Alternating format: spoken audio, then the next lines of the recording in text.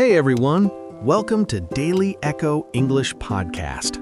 I'm your host, Francis, but please call me Frank. I'm so excited you're here today because I have something special to share with you. So let me tell you a quick story before we start. Last Tuesday, I was sitting in my favorite coffee shop, just working on my laptop, when my phone buzzed. It was a voice message from my student, Maria, and I could hear in her voice that she was almost crying, but in a good way. She said, Frank, you won't believe what happened. I was at the train station and a tourist asked me for directions, and I helped them in English, and they understood me perfectly. I smiled so big when I heard that. You know why? Because 6 months ago, Maria couldn't even say hello without her hands shaking. But she changed something. She stopped studying English the boring way, and she started doing what I'm going to teach you today. And here's the beautiful part. Maria isn't special. She's just like you. She works full-time, she's busy, she doesn't have money for expensive classes, but she did this one thing differently, and it changed everything. So grab your notebook, grab your coffee, and let's dive into Daily Echo English Podcast. Okay, so let me paint you a picture. Imagine you're in London, or New York, or Sydney. Doesn't matter where. You just got off a long flight. You're exhausted, your eyes feel like sandpaper, and all you can think about is one thing: coffee. Beautiful, hot, delicious coffee. You see a coffee shop across the street. The smell is amazing. You walk in, there's a friendly person behind the counter with a big smile. They look at you and say, "Good morning, what can I get for you today?" And suddenly, your brain stops working, completely frozen. You know the word coffee in English. You studied it. But right now, nothing. Your mouth opens, no sound comes out. You start sweating. The person is still smiling, waiting. People behind you in line are waiting, and you feel like you want to disappear into the floor. Has this ever happened to you? Be honest. This exact thing happened to my friend Tom. Tom is from Japan. Super smart guy, works as an engineer. He studied English in school for 10 years. 10 years! But when he went to that coffee shop in Seattle, his mind went completely blank. Later, Tom told me, Frank, I felt so stupid. I know English, but in that moment, I couldn't remember even simple words. You know what the problem was? Tom studied English like this. The cat is on the table. She has a blue car. They are students. But here's the truth, my friend. Nobody in real life talks like that. When was the last time you heard someone say, "The cat is on the table" in a normal conversation? Never, right?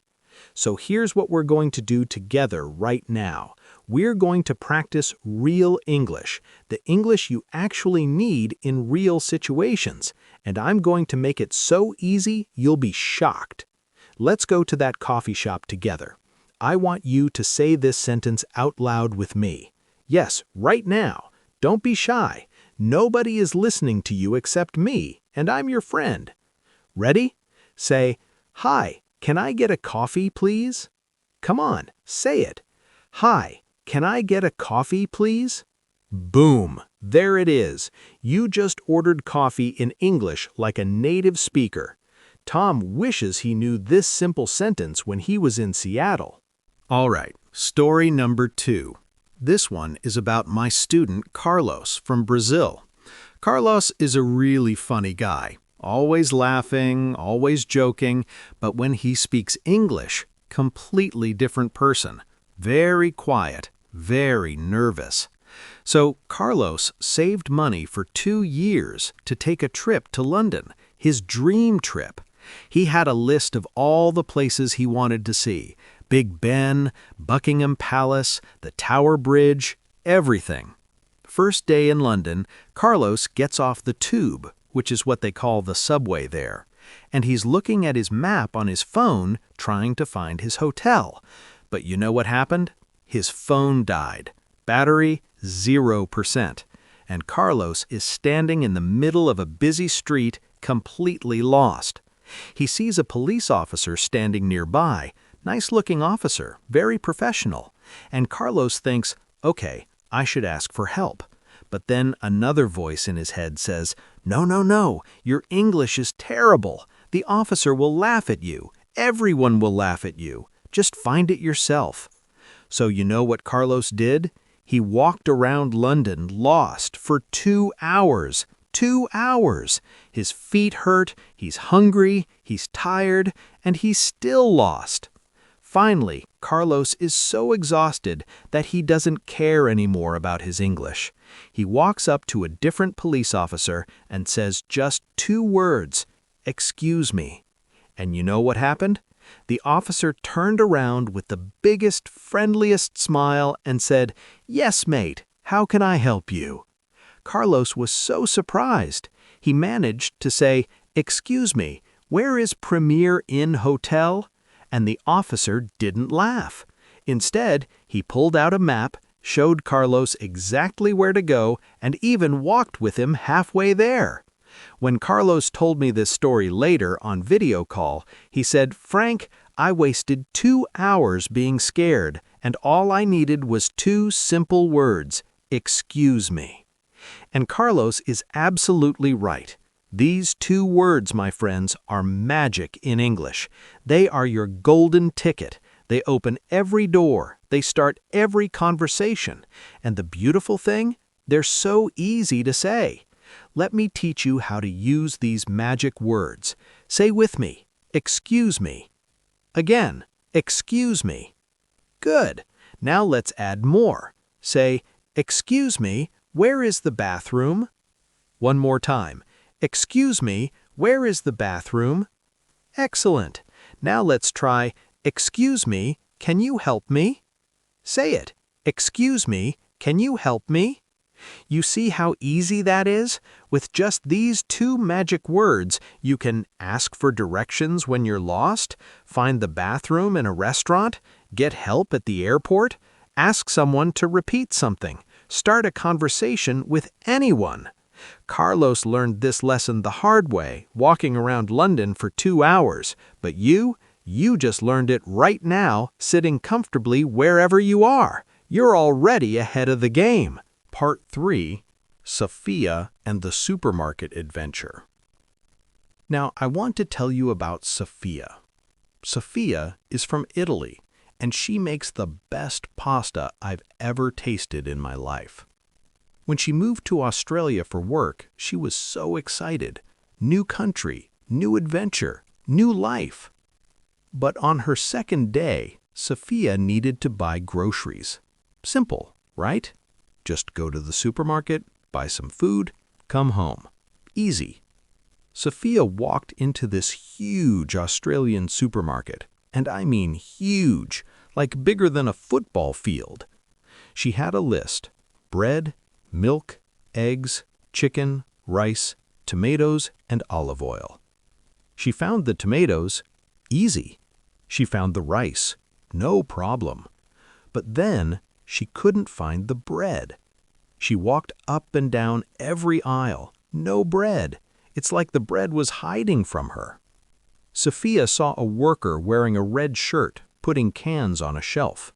She wanted to ask for help, but she was nervous.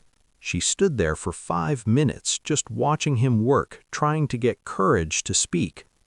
Finally, she walked up and said very quietly, "Hello? Bread? Where?" The worker looked confused. Sophia got more nervous. She started using hand gestures, pretending to cut bread, pretending to eat bread. The worker started laughing. Not mean laughing, but friendly laughing. And then he said, "Oh, you're looking for bread. Aisle 7, right at the back." Sophia told me later, "Frank, I felt so embarrassed. I was doing a bread dance in the supermarket." But you know what? After that day, Sophia practiced the right way to ask, and now she can shop anywhere without any problem. So, let me teach you what Sophia learned. This is going to help you so much. When you can't find something in a store, you say, "Excuse me, where is the bread?" Say it with me. "Excuse me, where is the bread?" Perfect. Now let's practice with different items. Say, "Excuse me, where is the milk?" Good. Now say, "Excuse me, where are the eggs?" Notice something. We say "where is" for one thing, "where is the milk?" But we say "where are" for multiple things.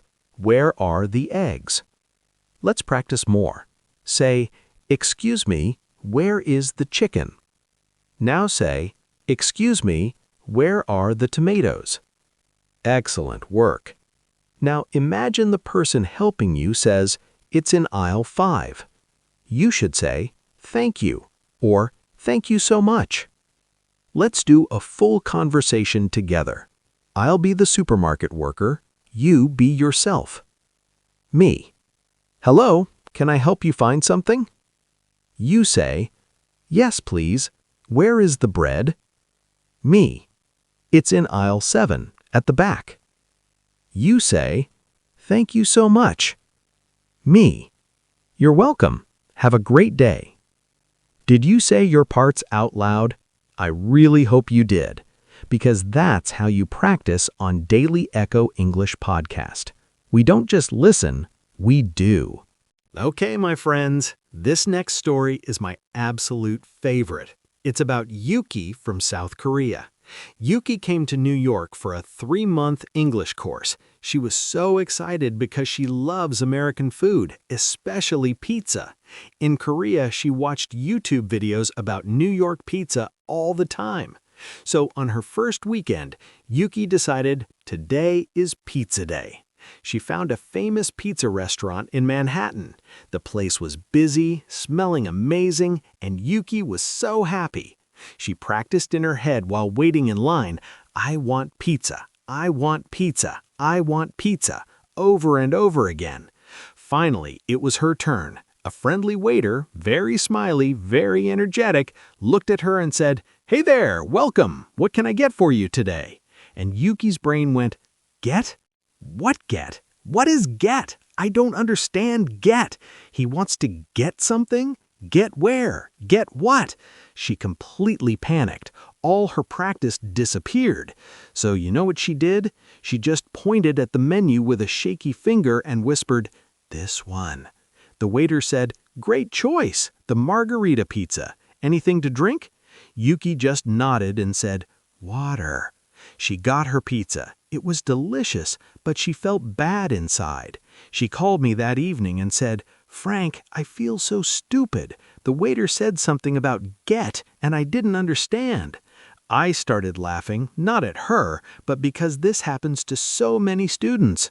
I explained, "Yuki, what can I get for you just means, what do you want? That's all. It's a friendly way to ask what food you want to order."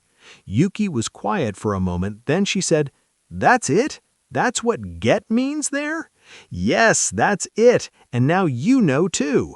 In restaurants, you will hear these questions, and they all mean the same thing. What can I get for you? What would you like? What do you want? Are you ready to order? They all mean, tell me what food you want. So let's practice ordering food like a confident English speaker. Imagine a waiter says, "What can I get for you tonight?" You can say, "I'd like a pizza, please." Say it. "I'd like a pizza, please." Or you can say, "Can I have a burger, please?" Say it. "Can I have a burger, please?" Or super simple, just say, "Pizza, please." Say it. "Pizza, please." All of these are correct. All of these are perfect. You can choose which one feels comfortable for you. Let's practice a full restaurant conversation. I'm the waiter, you're the customer. Me, "Good evening, what can I get for you tonight?" You say, "I'd like a pizza, please." Me, "Excellent choice. Anything to drink?" You say, "Water, please." Me, "Perfect, I'll get that right out for you." You say, "Thank you."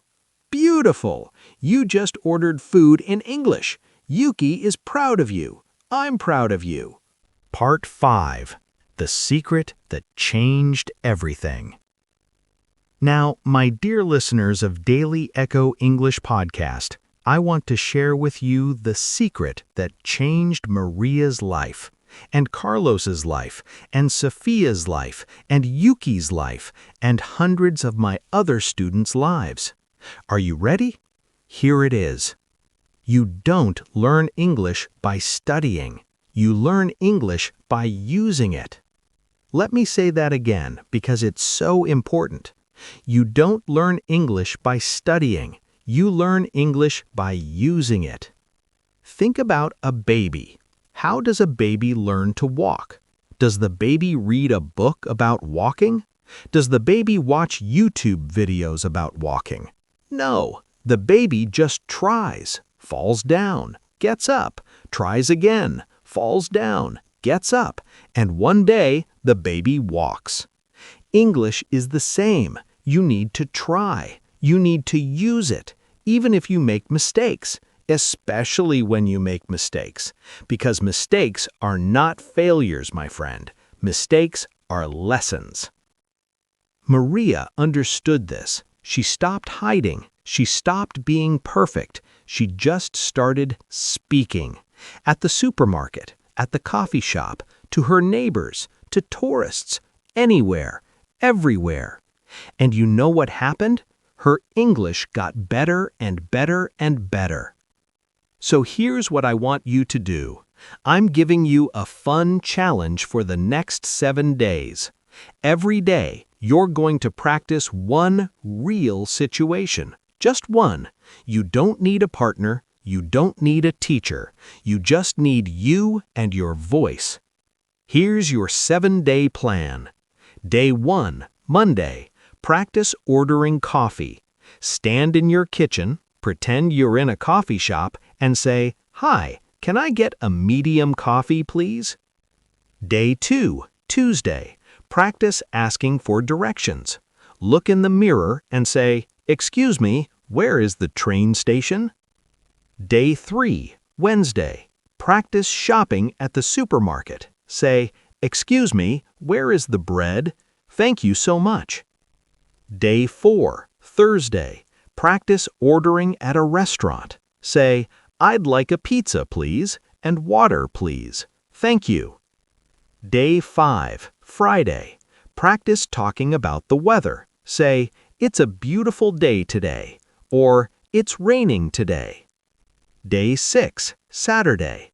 Practice introducing yourself. Say, "Hi, my name is John. Nice to meet you." Day 7, Sunday. Practice saying goodbye.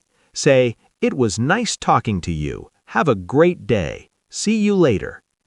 That's it. 7 days, 7 situations. Simple, real, useful English. Talk to yourself.